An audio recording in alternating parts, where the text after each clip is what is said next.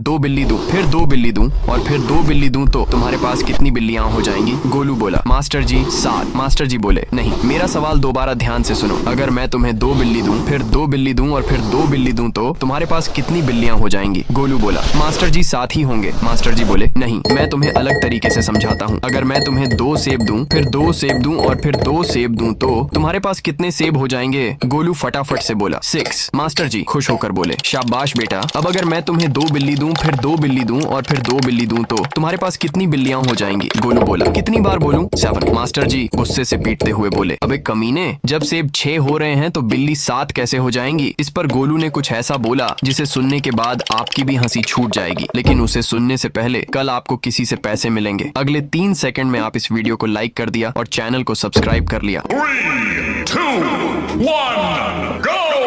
तो अब ध्यान से सुनो, गोलू रोते हुए बोला, क्योंकि मेरे घर पर एक बिल्ली